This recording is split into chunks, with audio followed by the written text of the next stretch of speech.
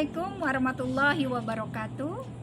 Penilaian kinerja sangat diperlukan bagi perusahaan untuk menilai, mengevaluasi, mengawasi pencapaian hasil kerja dari karyawan.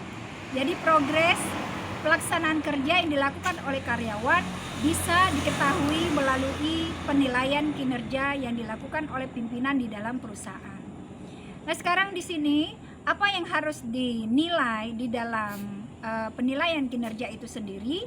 Yang pertama adalah kualifikasi kemampuan dari karyawan itu. Apakah tingkat pendidikannya sudah sesuai? Apakah keterampilan, pengalaman, dan juga wawasannya sudah sesuai ketika karyawan ini menduduki suatu jabatan? Yang kedua adalah di dalam penilaian itu, seorang pimpinan perlu menilai ketepatan waktu dalam pelaksanaan kerja sesuai dengan jadwal yang sudah ditetapkan.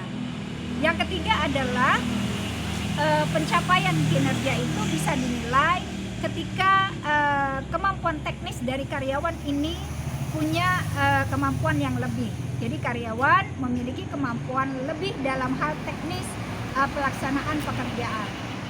Yang keempat yang perlu dinilai adalah bagaimana seorang karyawan itu mampu menyesuaikan diri ketika dia bekerja dengan sesama rekan kerja, dengan lingkungan yang ada di sekitar tempat dia bekerja. Kemudian yang kelima adalah kemampuan berkomunikasi. Apakah karyawan ini mampu menyampaikan ide, menyampaikan pendapat, menyampaikan apa yang mau disampaikan itu dengan baik melalui komunikasi yang baik. Kemudian yang keenam adalah apakah karyawan ini mampu menyesuaikan diri tempat di mana dia berada, baik lingkungan yang baru maupun lingkungan yang memang sudah biasa ditempatkan karyawan ini untuk bekerja. Yang berikutnya adalah yang ketujuh, yang perlu dinilai adalah bagaimana si karyawan ini punya self confidence, kemandirian di dalam bekerja. Jadi upaya-upaya yang dilakukan, kemudian semangat kerja yang tinggi, dedikasi yang tinggi, apakah ada dimiliki oleh si karyawan ini. Kemudian yang kedelapan yang perlu dinilai adalah bagaimana seorang karyawan ini bisa mempercepat durasi pekerjaan itu.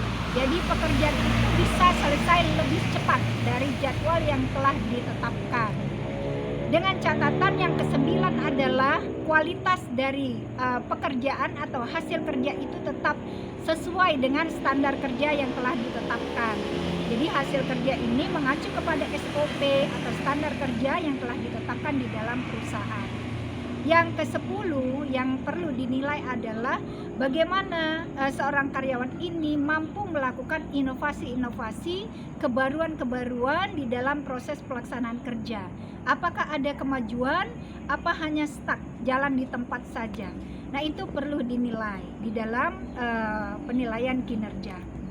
Kemudian yang ke-11 yang perlu dinilai adalah bagaimana seorang karyawan itu mampu menciptakan efektivitas kerja dengan pola kerja yang dimilikinya.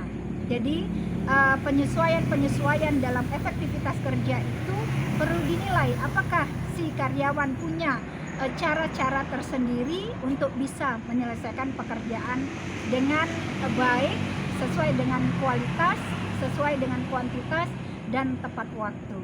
Demikian, semoga bermanfaat. Wassalamualaikum warahmatullahi wabarakatuh.